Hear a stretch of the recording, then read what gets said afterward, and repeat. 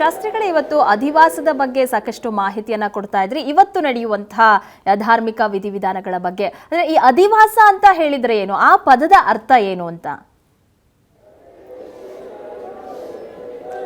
ನೋಡಿ, ಧಾನ್ಯ ಅಧಿವಾಸ ಅಂತ ಇದೆ. ಧಾನ್ಯಗಳಲ್ಲಿ ಸ್ವಾಮಿಯನ್ನ ಅಂದ್ರೆ ಯಾವ ಪ್ರತಿಷ್ಠಾಪನೆ ಆಗುತ್ತೆ ಆ ಮೂರ್ತಿಯನ್ನ ಇಡತಕ್ಕಂಥದ್ದು, ಅಥವಾ ಪ್ರತಿಷ್ಠಾಪನೆ ಈಗ ಆಲ್ರೆಡಿ ಆಗಿದೆ ಅಲ್ವಾ, ನಾವು ಗಮನಿಸ್ತಾ ಇದೀವಿ ಆ ಶಿಲೆಯನ್ನ. ಆ ಶಿಲೆಯ ಮೇಲೆ ಧಾನ್ಯಗಳನ್ನ ಸುರಿತಕ್ಕಂಥದ್ದು. ಅದರ ಅರ್ಥ ಏನಪ್ಪಾ ಅಂತಂದ್ರೆ ಧಾನ್ಯ ಸಮೃದ್ಧಿ ಅಂತ.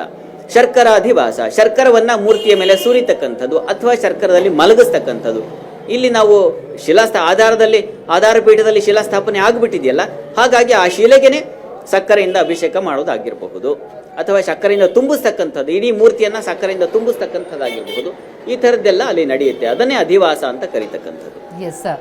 ಹಾಗೆ ಶಾಸ್ತ್ರಿಗಳೇ, ನಾವು ನೋಡ್ತಾ ಇದ್ವಿ ಬಹಳ ತುಂಬ ಚಳಿ ಇರುವಂತಹ ವಾತಾವರಣ ಕಂಡು ಬರ್ತಾ ಇದೆ.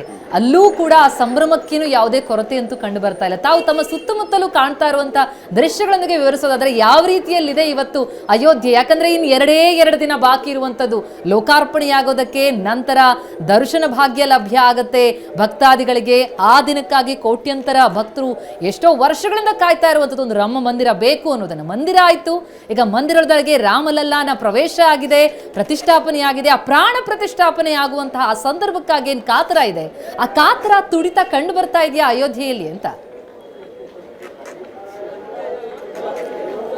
ಖಂಡಿತವಾಗಿಯೂ ಪ್ರತಿ ದಿನ ಹೇಳನಲ್ಲ, ಪ್ರತಿ ಬೀದಿಗಳಲ್ಲಿ, ಪ್ರತಿ ಗಲ್ಲಿಗಳಲ್ಲಿ ರಾಮನ ಕುರಿತಾದಂತಹ ಯಾವುದೋ ಭಜನೆ, ಯಾವುದೋ ಮಂತ್ರಪಾರಾಯಣ ಅಥವಾ ಇನ್ಯಾವುದೋ ಹನುಮಾನ್ ಚಾಲೀಸ, ಹೀಗೆ ರಾಮ ಹನುಮನ ಭೇದವಿಲ್ಲದೆ ಎಲ್ಲ ರೀತಿಯ ಒಂದು ಆಚರಣೆಗಳು ಹೇಗೆ ರಾಮನನ್ನ ಮನಸ್ಸಿಗೆ ತುಂಬಿಕೊಳ್ಬಹುದು, ಹೇಗೆ ರಾಮೋತ್ಸವವನ್ನ ಮಾಡಬಹುದು. ನಾವು ಸಾಮಾನ್ಯವಾಗಿ ರಾಮನವಮಿಯಲ್ಲಿ ಕಾಣ್ತೀವಲ್ಲ, ಅಂಥದ್ರ ಸಾವಿರ ಪಟ್ಟು ಒಂದೇ ಸ್ಥಳದಲ್ಲಿ ಕಾಣಲಿಕ್ಕೆ ಏನಾದರೂ ಸಿಗುತ್ತೆ ಅಂದ್ರೆ ಅದು ಅಯೋಧ್ಯೆಯಲ್ಲಿ ಅನ್ನೋದನ್ನ ನಾವೀಗ ನೋಡ್ತಾ ಇದ್ದೀವಿ. ಅಷ್ಟು ಸಂಭ್ರಮದಿಂದ ಸಿದ್ಧವಾಗ್ಬಿಟ್ಟಿದೆ.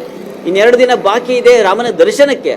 ಆದ್ರೆ ಈಗ ಸುಮಾರು ಒಂದು 10 ದಿನಗಳಿಂದಲೂ ರಾಮನ ದರ್ಶನ ಬೀದಿಗಳಲ್ಲಿ ಯಾರನ್ನ ನೋಡಿದ್ರೆ ಅವರ ಹಣೆ ಮೇಲೆ ಶ್ರೀರಾಮ ಅಂತಿದೆ, ಯಾರ ಮನೆ ನೋಡಿದ್ರೆ ಆ ಮನೆ ಮೇಲೆ ಶ್ರೀರಾಮಚಂದ್ರ ಅಂತಿದೆ. ರಾಮ, ಕಾಳಿದಾಸ ಒಂದು ಮಾತು ಹೇಳ್ತಾನೆ, ಜಗತ್ ಪ್ರಥಮ ಮಂಗಲಂ ಅಂತ, ಜಗತ್ತಿನ ಪ್ರಥಮ ಮಂಗಲ ಅಂತ. ಇಲ್ಲಿ ಹಾಗಲ್ಲ, ಸಾರ್ವಕಾಲಿಕ ಮಂಗಲವಾಗ್ಬಿಟ್ಟಿದೆ. ಪ್ರತಿ ದಿವಸ ಪ್ರತಿ ಕ್ಷಣ ರಾಮ ಸ್ಮರಣೆ ಅಂತಕ್ಕಂಥದ್ದು, ರಾಮನಾಮ ಅಂತಕ್ಕಂಥದ್ದು, ರಾಮ ಭಜನೆ ಅಂತಕ್ಕಂಥದ್ದು ಎಲ್ಲವೂ ಸಾಂಗವಾಗಿ ನೆರವೇರ್ತಾ ಇದೆ ಈ ಅಯೋಧ್ಯೆಯಲ್ಲಿ. ಅದನ್ನ ಬೀದಿಗಳಲ್ಲಿ ಕಾಣ್ತಾ ಇದೀವಿ ನಾವು. ನಿಜ ಶಾಸ್ತ್ರಿಗಳೇ, ಎಷ್ಟೋ ಜನ ಬೇರೆ ಊರುಗಳಿಂದ, ಬೇರೆ ಕ್ಷೇತ್ರಗಳಿಂದೆಲ್ಲ ಜನ ಬಂದು ಈ ಸಂಭ್ರಮದಲ್ಲಿ ಭಾಗಿಯಾಗಿದ್ದಾರೆ. ನನ್ನ ರಾಮ ಅಂತ. ಅದು ರಾಮನ ಶಕ್ತಿ ಅನ್ನೋದು ಗೊತ್ತಾಗ್ತಾ ಇದೆ. ನಿಜ. ಥ್ಯಾಂಕ್ ಯು ಸೋ ಮಚ್ ಶಾಸ್ತ್ರಿಗಳೇ. ಮತ್ತೆ ಮುಂದಿನ ಬುಲೆಟಿನ್ಗಳಲ್ಲಿ ನಿಮ್ಮಿಂದ ಇನ್ನಷ್ಟು ಡೀಟೇಲ್ಸ್ ಅನ್ನು ಪಡೆದುಕೊಳ್ತೀವಿ. ನಿಜಕ್ಕೂ ಶ್ರೀರಾಮ ಮಂದಿರ ನಿರ್ಮಾಣ ಆಗಬೇಕು ಎನ್ನುವಂತಹ ಆ ಕನಸು ನನಸಾಗ್ತಾ ಇರುವ ಸಂಭ್ರಮ ಇದೆಯಲ್ಲ, ಅದು ಇಡೀ ದೇಶಾದ್ಯಂತ ಮನೆ ಮಾಡಿರುವಾಗ ಅದೇ ಊರಿನ ಅಯೋಧ್ಯೆಯಲ್ಲಿ ಆ ಸಂಭ್ರಮ ಹೇಗಿರುತ್ತೆ ಅಂತ ಅನ್ನೋದನ್ನ ಬಹುಶಃ ನಾವು ದೃಶ್ಯಗಳಲ್ಲಿ ನೋಡಿದ್ವಿ.